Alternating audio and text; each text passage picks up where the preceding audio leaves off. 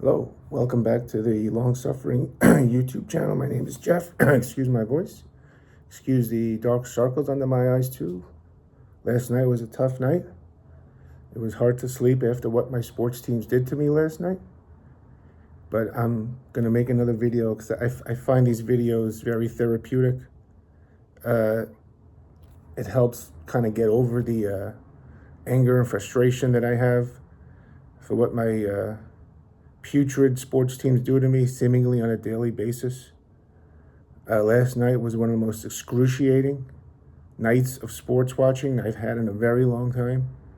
I was flipping back and forth between the Mets and the Jets, and the Mets had countless opportunities to get back in the game, and they didn't. The Jets had the game well in hand and gave it away. It was excruciating, and I didn't sleep well. I never sleep well, but last night I really didn't sleep well. And I don't feel great today, kind of sluggish. So hopefully getting this off my chest will help with the healing. First, I just want to start with the Rangers who won in Toronto Saturday night. 4-1 victory. They are now 4-0-1 to start the season. Last night was the first time where Igor Shesterkin, the goalie, stole a victory. The team played kind of well the first half of the game, but Toronto really came on, and especially in that third period, dominated. And that was Igor at his best. Very similar to a game 2 years ago that the Rangers won 2-1 in overtime that they had no business winning. Artemi Panarin scored the overtime goal, and Shesterkin was out of his mind that night. Saturday night, again, it felt like Austin Matthews had the puck on his stick the whole third period. William Nylander had 2 breakaways that Shesterkin stopped.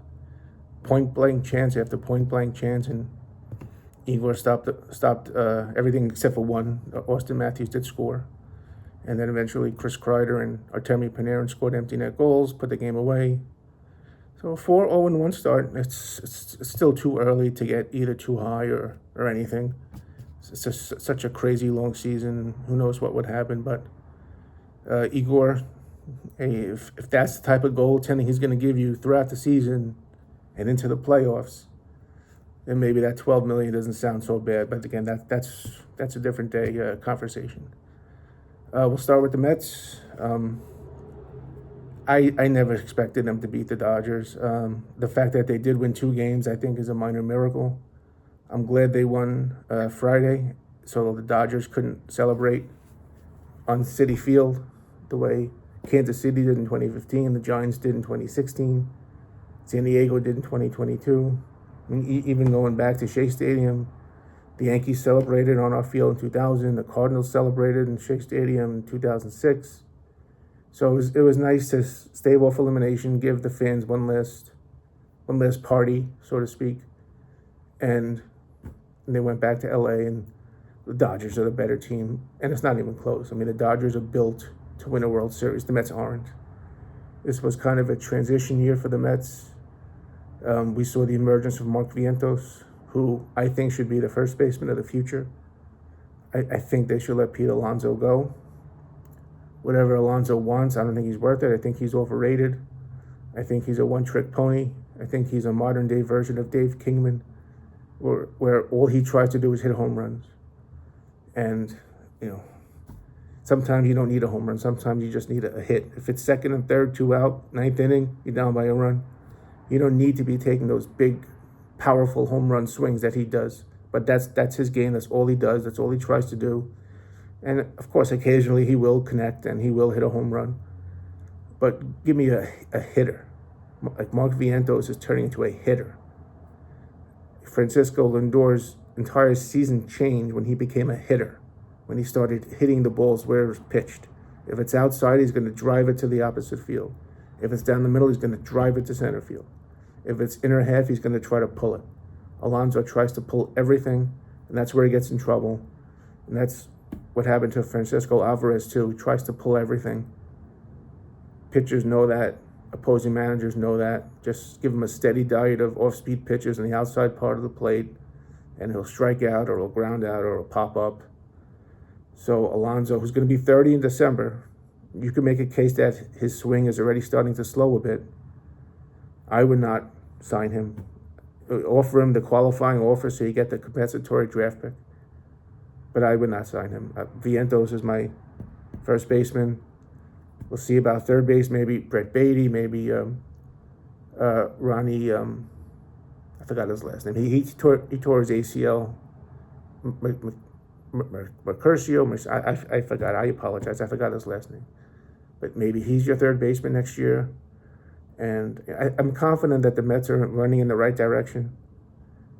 Gary Cohen on SNY said this reminded him of 1984, which was the beginning of that run in the 80s. I disagree. I think this was more like 1999. If you remember, in 1999, the Mets seemed like they were dead on the water. Last weekend of the season, they needed to sweep Pittsburgh, which they did, and they needed Cincinnati, who they were battling for the wild card with, to lose 2 out of 3 to a bad Brewers team that had nothing to play for. Well, Milwaukee did win 2 games in that series, and it forced the wild card play-in game, which Al Leiter pitched the game of his life, complete game shutout. The Mets then went on to play Arizona, the powerful and heavily favored Diamondbacks, led by Buck Showalter and Randy Johnson. Edgardo Alfonso hit that game-winning grand slam in the 9th inning in Game 1.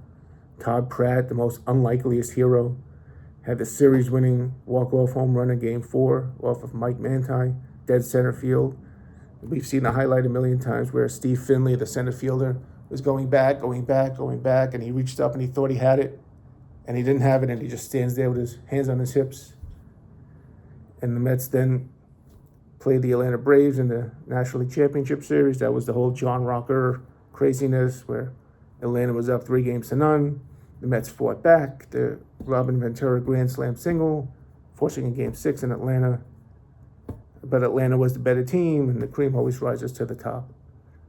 So I think that this season is more similar to 1999 because the Mets needed a miracle to make the playoffs, and then once they did make the playoffs, they had all these great moments that we all remember forever. I think the Mets are in a very good position. Steve Cohen will spend whatever he needs to spend to improve this team. They have some really good young players.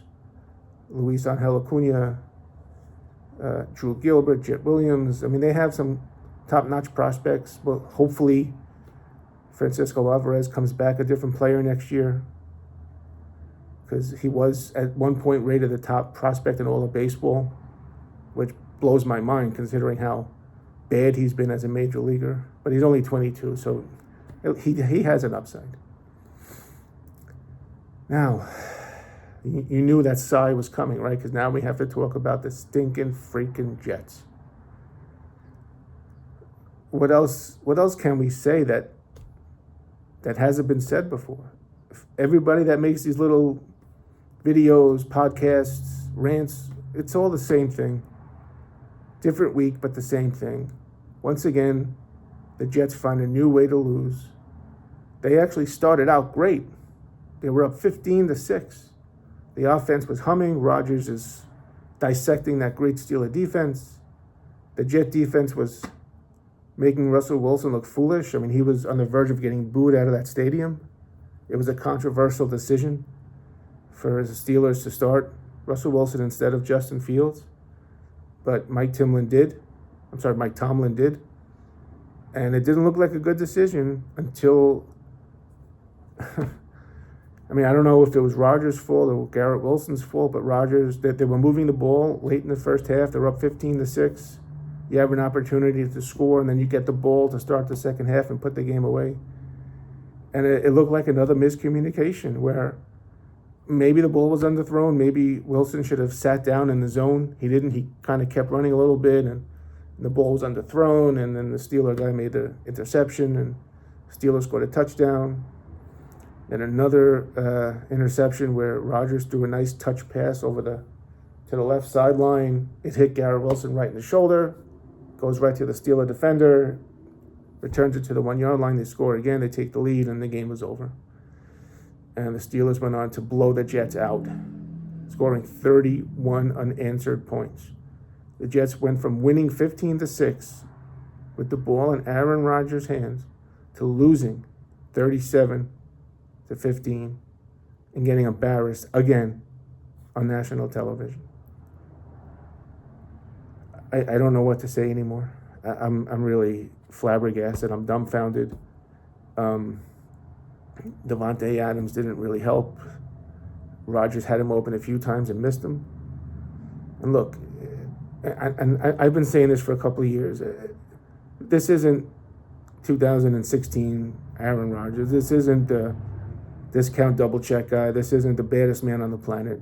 He's an average quarterback. And at times he doesn't look too dissimilar to Zach Wilson out there. Missing wide open receivers, throwing balls into grounds, having passes deflected at the line of scrimmage. A lot of you felt that Aaron Rodgers was going to come in and his greatness was going to somehow propel this team to the playoffs and maybe even the Super Bowl, and I just didn't see it.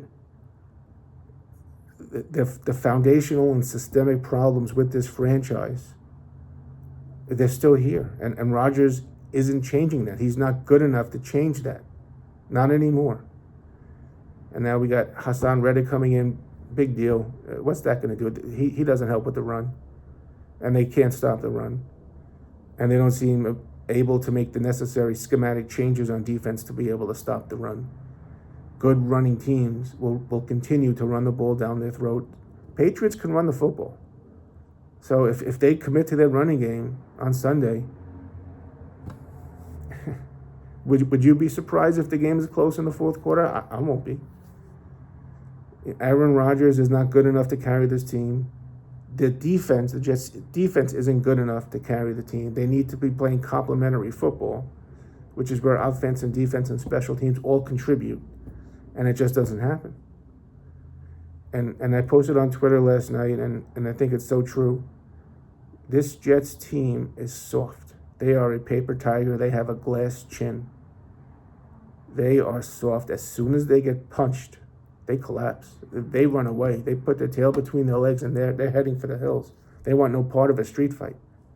We saw San Francisco do this to them on opening night, where they just physically dominated the Jets, and the Jets had no answer. We saw Pittsburgh do it in the second half last night, physically dominate the game.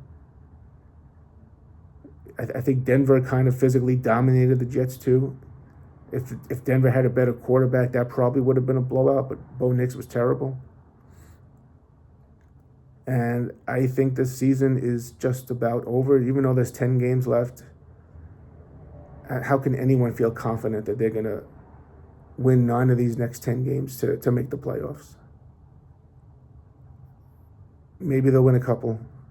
Maybe they beat New England, and who knows what happens, but I don't have any confidence. I'm going to watch these next 10 games with apathy, with indifference. I watch because I have to watch. For those that don't know me, if you saw the movie Rain Man, when he couldn't watch The People's Court, and he had that panic attack on the porch of that lady's house, unfortunately, and much to the chagrin of my wife, and who I apologize to because I'm a sports nut, if I can't watch one of my games, that's how I will be. I have to watch my games. It's my outlet. It's how I forget about life. It's how I forget about reality. I just immerse myself in the game. And so I'll watch the next 10 games. I'll watch every minute of the next 10 games. But I have zero faith that they're going to turn this around. Rodgers just isn't good enough to do it at this point of his career. The defense isn't good enough to carry the team. They are not a dominant defense. They're an average defense. And as we all know, the coaching staff is among the worst in the league. In the NFL, coaching is everything because every single play is scripted. Every single play comes from the coaches. And the defense reacts accordingly based on what the defensive coordinator wants the defense to do. It's all scripted. It all comes from the sidelines. And you saw a great example of a Steeler team that is very well coached. I mean, Mike Tomlin might be the best coach in the league, or he's definitely top 5. And you saw the difference between a well-coached team and a poorly coached team. So, I hate to say it, but I just don't see any path to success. I know we said that about the Mets when they were 11 games under 500, but baseball's different. Baseball's 162 games. There's 10 games left in this Jets season, and I have no idea how they're going to turn this thing around. None. Zero. Other teams are looking at the Jets on their schedule thinking, hey, maybe we can get our season going again because we can beat the lousy Jets. They fired Saleh. They demoted Hackett. They traded for Devontae Adams. They brought Hassan Reddick in, and I don't think it's going to do any good because this team they're not built properly. It's a collection of players thrown together with the hope that they can figure it out. And in a team sport like NFL football, you can't win that way. You can't win that way. You have to build your team from the ground up. You have to tear it all down. You have to accumulate as many premium draft picks as you can. And you have to find yourself a quarterback, and you have to have an identity, whether you're a running team, whether you're a passing team, whether you build around defense, whatever. You have to have an identity, and nobody knows what this Jets identity is. They don't have one. It's a collection of highly paid, talented players and hoping that they can figure it out. It doesn't work like that. So we'll see. It's again. I mean, what we say the same things every week. Anybody that makes a video or has a podcast, it's the same stuff we say every single friggin' week. And what else is there to say? It's literally Groundhog's Day. It's the same thing, week after week after week after week after year after year after year. Cross our fingers and hope for the best. I think that's all we can do. Speak to you next time.